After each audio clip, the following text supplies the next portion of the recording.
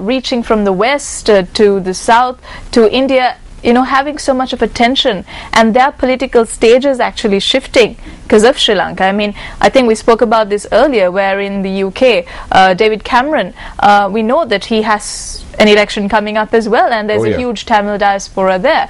So there is a lot of, I suppose, effect that Sri Lanka can cause in all these countries. And you're right, we need an educated person to really be able to not just tackle problems at home but also internationally. And I think the JVP, some say that the JVP to a certain extent has understood that.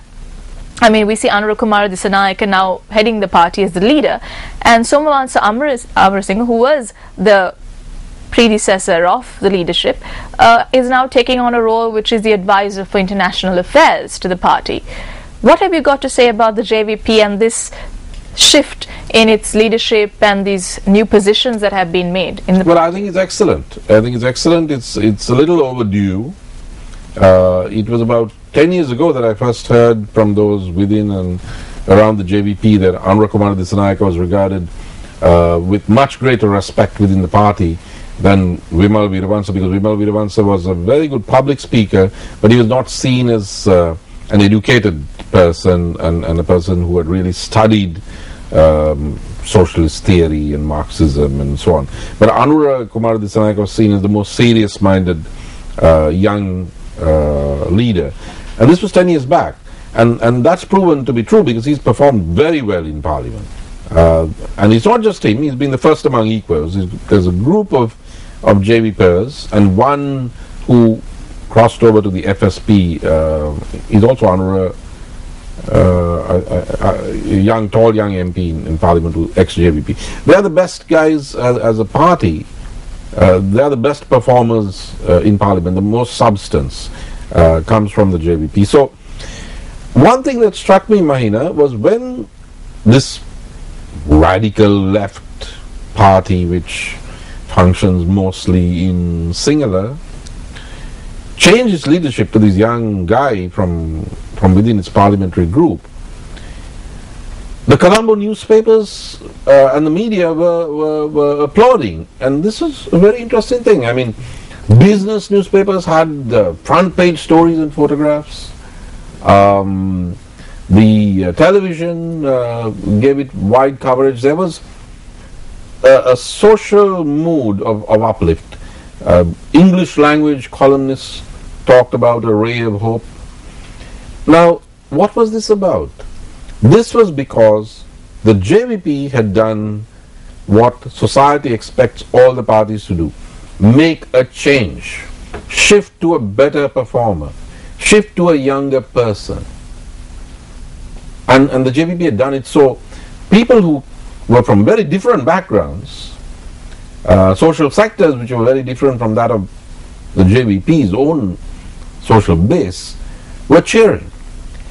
And I asked myself, if this is the way that society responds to a radical left party with a bit of a controversial background, which makes a generational change, then imagine what would happen if tomorrow morning JVP shifted from an older politician who had experience but was not a very good public speaker to a 40-something, 43 I think, young man from a Sinhala Buddhist background, but who is very progressive in his views. He's not ethnocentric or religiocentric, and who makes serious speeches in Parliament, and he's a good debater. Now, what if the UNP did the same? It would have an electrifying effect. It doesn't mean necessarily that such a person could beat Mahinda Rajapaksa next time around, but it would be a race, because the JVP was able to generate so much bounce by this one shift. And another party that we can't obviously forget in this race is the Democratic Party, which is billing themselves as the Thunwani Balawege, or the third force. And I mean, it's quite different in the way that they have selected their candidates for this two decisive provincial council elections. When you compare it with the government, we see the government having a very lucrative, vibrant, youngsters coming from all blood, like ministers, sons and daughters and parliamentarians. We have very popular personalities who have been fielded, who people know. Yeah. Whereas the Democratic establishment figures, aren't they? I mean, these are children of the new establishment. Yes, and also people who we see on TV very often. And their household names. Maybe not in the names that they are born with. You don't want to try doing that. Of course not. Not in the names that they are known by officially, but household names. And the Democratic Party, on the other hand, have fielded candidates who, quite frankly, are unheard of, unknown. What do you think of this strategy that they are? Well, it's an experiment. It's an experiment, isn't it? I mean, I had thought that General Fonseca's wife, who did so well during the campaign to release him, would be a candidate in the Western Province, the Chandrika strategy of 1994. But obviously the General thought otherwise. Now, you have a very interesting situation, because if you take Sri Lanka's contemporary history, General Fonseca is one of the 2 or 3 top personalities who change things around. So he's a historic character. I don't think his role was equal to that of the president, but he's a man who made history, and therefore I always take him seriously. He doesn't have civic rights, but as the country heads into greater and greater danger externally, people who have the kind of background that General Fonseca has tend to be able to play a role. However, he's taken a gamble. He's building an electoral army from scratch. He's putting in new people, not all of them young. He's picked up some older ones as well. It's a more organic strategy. It's almost an Ayurvedic method. Now, I don't know whether that's going to work. Frankly, I mean, because I've been away for the better part of almost 10 years, I don't know the personalities in the Democratic Party that well. The names don't ring a bell.